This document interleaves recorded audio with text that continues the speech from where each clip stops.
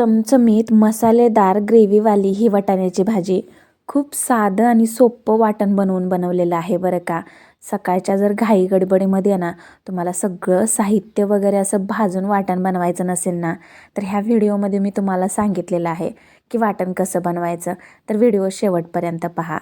आता बघा, वाटाण्याची भाजी बनवायची म्हणून वाटाणे अगोदरच सोलून घेतलेलं आहे. तर एक साधं वाटण बनवून घेऊया. मिक्सरचं भांडं घेतलेलं आहे. त्यामध्ये मीडियम साईजचा कांदा, टोमॅटो, आलं लसूण, त्याचबरोबर जिरे टाकलेले आहे आणि कोथिंबीर टाकूया. तर ह्याचं वाटण आपल्याला बनवून घ्यायचं आहे बरं का. सकाळच्या घाई गडबडीमध्ये ना कांदा भाजा तसेच टोमॅटो भाजा असं काहीसं होत नाही आहे, खूप उशीर होतो. तर असं साध्या पद्धतीचं वाटण आहे ना तुम्ही नक्कीच बनवू शकता. ह्या वाटणाचा सुगंध मात्र आहे ना खरंच एक नंबर येत होता बरं का. त्यामुळं भाजी मात्र छानच होणार आहे. आता वाटण तयार आहे, तर यांना लगेच फोडणी द्यायला घेऊया.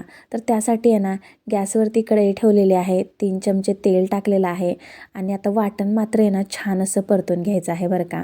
कारण कच्चा कांदा, टोमॅटो टाकलेला आहे, त्यामुळं कच्च्या कांद्याचा स्मेल जास्त येतो. त्यासाठी आपल्याला हे 3 ते 4 मिनिटभर वाटण आहे ना तेल सुटेपर्यंत परतून घ्यायचं आहे.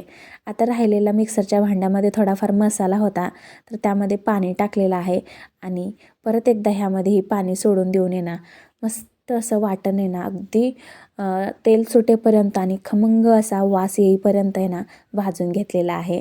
आणि यामध्ये एक सिक्रेट मसालासुद्धा टाकणार आहे. तो म्हणजे काय आता तुम्हाला पुढे समजेलच. तर त्यासाठी बघा, हळद, धने जिरे पावडर, गरम मसाला, त्याचबरोबर आहे ना ह्या भाजीमध्ये ना मी बिर्याणी मसाला वापरलेला आहे. त्यामुळे ह्या भाजीची चव आणि सुगंध आहे ना नेक्स्ट लेवलचा आहे. घरगुती मसालासुद्धा ॲड केलेला आहे, अगदी छोट्या चमच्याने 2 चमचे. सर्व मसाले वाटणामध्ये एकत्रित करून घेऊया, मिसळून घेऊया. यानंतर यामध्ये टाकूया थोडंसं पाणी, कारण मसाले टाकल्यानंतर आहे ना बुडाला चिटकू नये किंवा करपू नये यासाठी अगदी थोडंसं पाणी टाकलेलं आहे. आणि परत एकदा वाटण मसाल्यामध्ये आहे ना छान असं शिजवून घेतलेलं आहे. आता टाकूया यामध्ये वाटाणे मी अगोदरच वाफवून वगैरे काय घेतलेले नाही आहे, तर असंच वाटणामध्ये टाकलेलं आहे. यानंतर यामध्ये टाकूया गरम पाणी.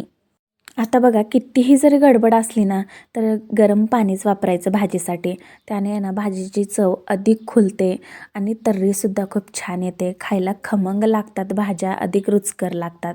त्यासाठी कितीही गडबड जरी असलं ना तर एका साईडला गरम पाणी मात्र ठेवून द्यायचं. आता तुमच्या गरजेनुसार आहे ना गरम पाणी वाढवा. तर इथे मी माझ्या आवश्यकतेनुसार आहे ना गरम पाण्याचा वापर केलेला आहे आणि रस्सा वाढवलेला आहे. चवीनुसार मीठ टाकायचं आहे यामध्ये आणि झाकण ठेवून अगदी 4 ते 5 मिनिट आहे ना बारीक गॅस करायचा आहे आणि वाट पाहायची आहे बरं का. यानंतर मस्त अशी ही जी ग्रेव्ही आहे ना ती तयार होती. पण टिफिनला वगैरे द्यायची म्हणाल ना तर खूप काहीसा रस्सासुद्धा करू नका. तर त्यासाठी आता झाकण ठेवलेलं आहे आणि 4 ते 5 मिनिटांनी यांना झाकण खोलूया. यानंतर यामध्ये टाकूया मस्त असं हॉटेलसारखी जर मटरला चव हवी असेल ना तर यामध्ये आहे ना हातावरती क्रश करून आहे ना कसुरी मेथी टाकायची बरं का. त्यामुळं भाजीची चव आहे ना अधिक खुलते. तर त्यासाठी आहे ना अगदी थोडीशी इथे कसुरी मेथी घेतलेली आहे आणि हातावरती क्रश करून अशी चोळून आहे ना भाजीमध्ये टाकून देते. यामधला मला पूर्णपणे रस्सा जो आहे ना तो कमी करायचा होता, तर त्यासाठी ह्या रस्सा मी आहे ना कमी करते. जर तुम्हाला असाच ठेवायचा असेल ना तर ठेवू शकता बरं का. त्याने सुद्धा भाजीची चव आहे ना मस्त लागते. तर त्यासाठी तर सकाळ सकाळी आहे ना घाई गडबडीमध्ये असं काहीसं वाटण बनवून सुद्धा भाज्या अधिक छान बनवू शकता. तर मग अशा टिप्ससुद्धा नक्की वापरा आणि ही रेसिपी तुम्हाला कशी वाटली मला नक्की कमेंट्स करून सांगा. मस्त अशी मसालेदार, झणझणीत आणि ग्रेव्हीवाली वाटाण्याची भाजी आहे ना तयार आहे. रेसिपी आवडल्यास एक लाईक नक्की करा. भेटूया पुढच्या रेसिपीसोबत. धन्यवाद.